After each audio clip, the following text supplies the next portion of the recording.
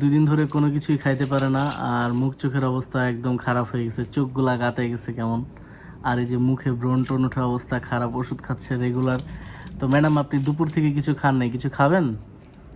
দুপুরে তো কটা ভাত খাইছি, তারপরে ফালাই দিছি। আমার কত ক্ষুধা লাগছে, কিছু খেতে পারি না, পানিও খাইতে পারি না। যেহেতু ভাত খাইতে পারতেছো না, শুধু তোমার জন্য একটা সুন্দর জিনিস আমি করে এনে দিই, তারপরে তুমি আমাকে বলো কেমন হয়েছে, ঠিক আছে? আচ্ছা। যেহেতু আমাদের ম্যাডাম ভাত খেতে পারতেছে না, সেহেতু আমি এখন নুডলস রান্না করব। আর নুডলসটার সাথে আমি মাংস ভাজি করতে পারি, অলরেডি ম্যারিনেট করা মাংস আছে। এটা হলো দুপুরের তরকারি, একেবারে আনটাচ বলতে গেলে, শুধুমাত্র আমি খাইছি, ও দুপুরে একেবারে ভাত খাই নেই। সকাল সকাল আমাদের কাজের আপা এসে মোটামুটি কাটাকুটির যত কাজ আছে সব কিছু করে দিয়ে যায়, যেমন পেঁয়াজ কাটা, মরিচ কাটা, মশলা টশলা বাটা। তো এই জন্য রান্নার কাজটা একেবারেই সুবিধা হয়ে যায়। আর পেঁয়াজ কাটাটা কিন্তু একটা বিগ ডিল বলতে গেলে, পেঁয়াজ কাটতে গেলে অবস্থা খারাপ হয়ে যায়। এখানে সব কিছু রেডি ছিল, সব কিছু আমি এনে ভাবছিলাম একটা সেই রান্না দিব আপনাদের সাথে শেয়ার করব, কিন্তু আমাদের ম্যাডাম এসে মাঝখান থেকে বলে আমি এভাবে খাবো না, ওইভাবে খাবো। আর আমাদের ম্যাডামের স্পেশাল খাওয়া কেমন জানেন? জাস্ট এটাকে গরম পানিতে ফুটায়, মশলা দেয়, মশলা দেওয়ার পরে একটু পানি পানি থাকা অবস্থায় সেটাকে নামে ফেলে। এটাকে নাকি সুপি নুডলস বলে। এটা কেমনে, কোন দিক দিয়ে সুপি নুডলস হয় আমি এটাই বুঝি না। আমি এই টাইপের নুডলস পছন্দ করি না। আপনারা কারা কারা পছন্দ করেন অবশ্যই কমেন্ট করে দিবেন।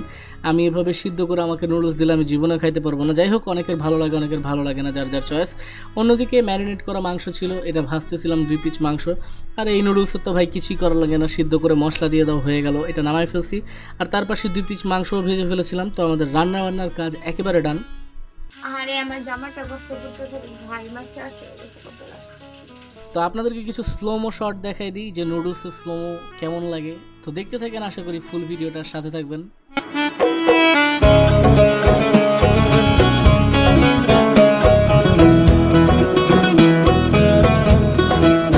এই যে ম্যাডাম আপনার সুপি নুডলস কিন্তু একদম রেডি। আচ্ছা, তোমার কাছে এই সুপি নুডলসটা কেমনে এত মজা লাগে আমি এটাই বুঝি না।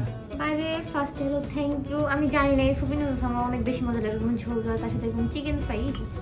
আমার কাছে দেখে মনে হয় এটার ভিতরে জাস্ট ভাসতেছে, মাংস ভাসতেছে। এটা অনেক ইয়াম, বুঝছো না?